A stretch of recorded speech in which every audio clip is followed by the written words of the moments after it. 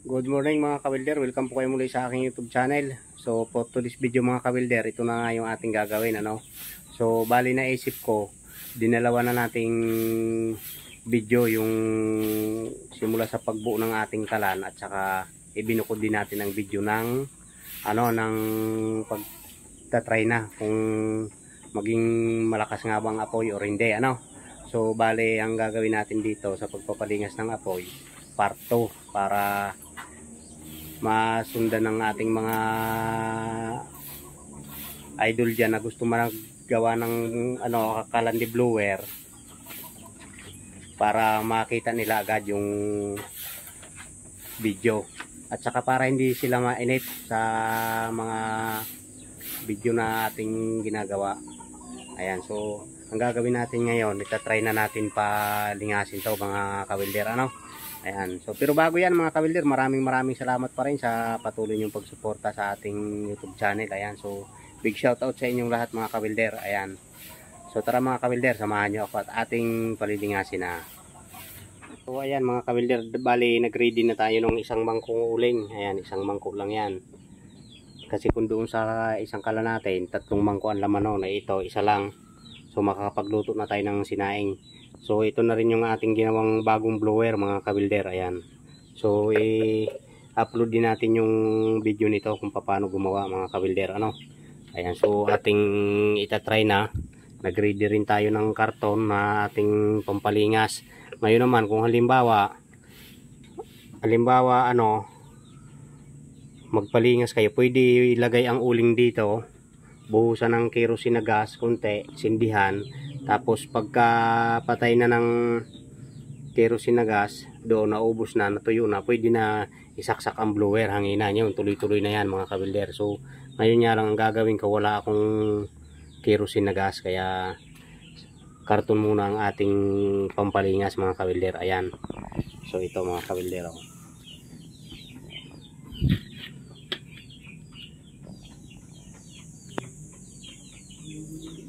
ating itong isang mangko, kasya na yan dyan mga kawilder. So magsasaing pati tayo ng saging na hinog mga kawilder, maglalaga tayo. Okay, so ito mga kawilder, tinakipan na natin ng karton. Ayan, para hindi lumabas ang hangin. Ayan, okay.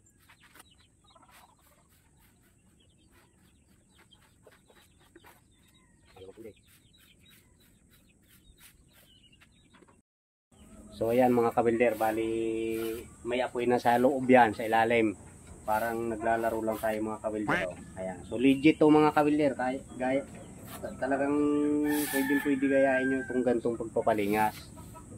Pag nahirapan naman kayo at ayaw nyo nang may usok, so ayaw nyo nang may usok, di gas na lang, ilagay nyo ang uling dito, buhusan nyo ng gas ng kunti, sindihan nyo, hayaan nyo muna masunog ang uling, tapos pag may sindi ng uling, saka nyo nabuksan ang blower. Ayan o, lalagyan na natin. Ayan, sinaksak na natin ang blower mga kawilder. Ayan o, yun, talagang mausok yan sa una lang mga kawilder. Ayan, ayan o.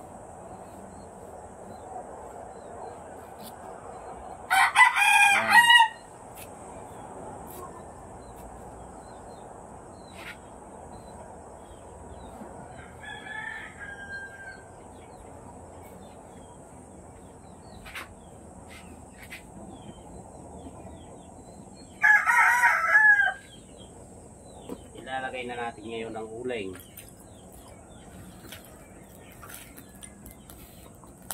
Okay, ganyan talaga mga kawilder, mausok yan una, gawa ng papel, gawa ng karton. Okay,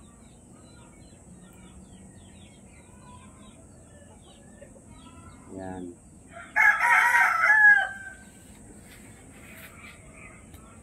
May uling na yan, so hindi natin binigla para hindi yung apoy, matakpan agad, para masindihan agad ang uling, masunog. So ayan mga kawilder, ayan sindi agad ang uling Ayan, pwede na natin ilagay ito. Tingnan nyo mga kawilder, isang mangkulang yan O, sakto ang isang mangkok na uling. Okay. Ayan, rumaragasan ng hangin.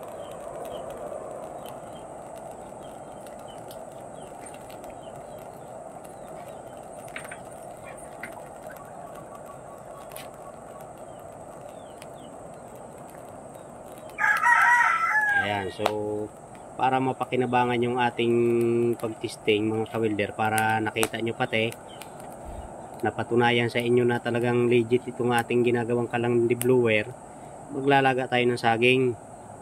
Ayan, kayang-kaya nyo gayahin to mga kawilder. So matagal na naman na panahon to mga kawilder masisira. Ayan, 4 years yan, oh.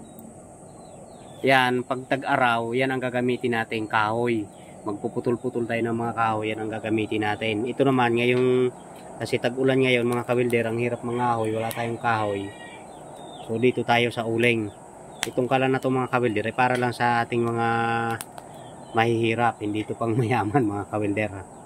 Okay, ayan. Ayan, oh, may apoy na sa ilalim, oh, mga kawilder, oh. Ayan, oh. May paglingas pati niyan.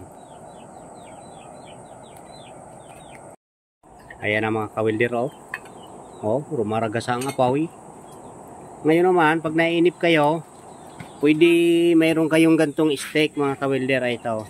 Pwede nyo nasundutin agad yung, ayan, para lumabas yung apoy, oh. Ayan. Ayan ang apoy mga kawilder. Pagka yung may uling dito sa paligid mga kawilder, mo nagsasaing kayo, halimbawa nagsasaing kayo mga kawilder, wala nang uling ang gitna, nandito sa gilid na, pwede nyo na ipunin, sungkitin yung ganun para maipon sa gitna yung uling, para tuloy-tuloy lang ang apoy. Sa paglalagay ng uling, sabihin mahirapan, ay ganun talaga mga kawilder. Tatanggalin lang yung ano, yung kaldero. O dito pwede naman dito palusutan ng pa isa-isang uling kung hindi maramihan. Sa abo naman, kakaunti naman ang abo na napupunta roon. Binubuksan ko lang 'yon, hinahanginan para nalabas yung abo dito. Ayaw, tulad noon, wala nang hangin. Oh. Tapos naman ang abo pagtanggal diyan mga kawilder, tinatagilid ko lang 'yan. Tatanggalin mo ng blower para hindi masira. Itatagilid yung kuan, yung kalan. Aalis na yung abo. Mamaya. Ayan na mga kawilder, oh. Ayan na, umapoy na. Ayan. Pwede na tayo magsalang ng saging diyan mga kawilder. Okay. Ayan, napakalakas ng apoy mga kawilder. At saka ang kagandahan, walang ingay yung blower natin. Okay. Ayan, legit yan mga kawilder. Walang daya yan. Walang halong panduloko yan. Tayo itutuo lamang sa ating mga idol dyan, mga taga-subaybay. Ayan, taga-panuod. Makakatulong sa inyo to mga kawilder. Sa mga uling na mga nag-uuling diyan na ano, na mga manual pa ang kalan, ay dito na kayo sa deblower. Ayan, oh. Hindi na kailangan magpaypay. Okay, so isasalang na natin ang saging natin mga kawilder. Ayan. Ito na ang saging natin mga kawilder.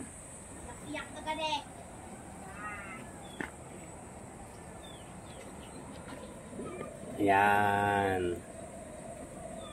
Okay. Okay. Tatakip pa natin. Ayan, dali na yan mga kawilder. Ayan ang apoy, oh, sa ilalim mo. Oh. Napakalakas ng apoy na yan. Kung gusto nyo malakas mga kawilder, pwede na yan sundutin pa. Ayan, oh. Lalong lalakas yan. Oh. Ayan, oh.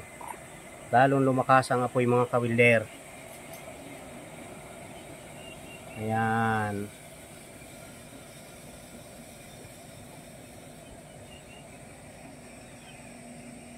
Yan. So pakikita natin mamaya hanggang sa pagluto ng saging para ano talaga tunay na nakakaluto. Baka luka lang apoy natin mga kawilder. Ayan. Ayan. Okay.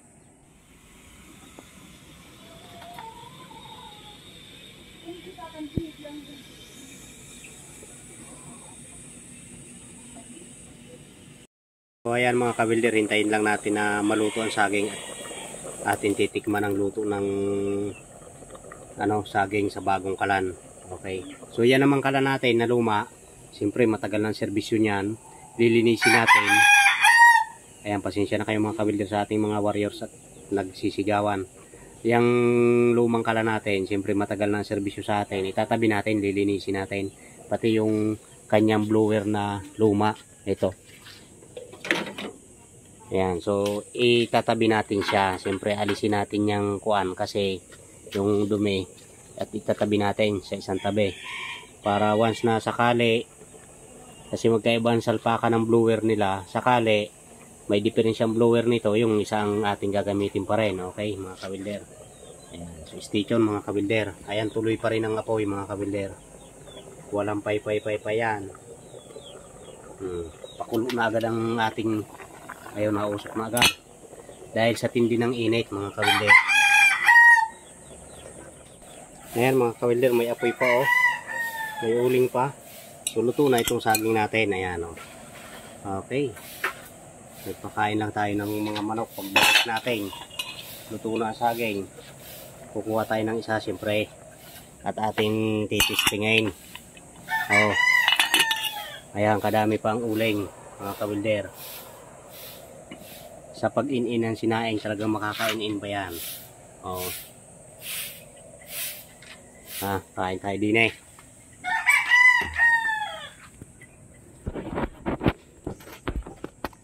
Ayan, luto-luto na mga kawilder oh. Init. Ayan oh mga kawilder. Talagang umuusok pa. Ang sarap ng luto sa bagong kalan.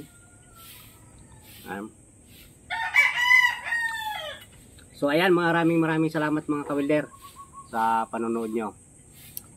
Yan, ingat kayo and God bless. Kain mga kawilder, ayan.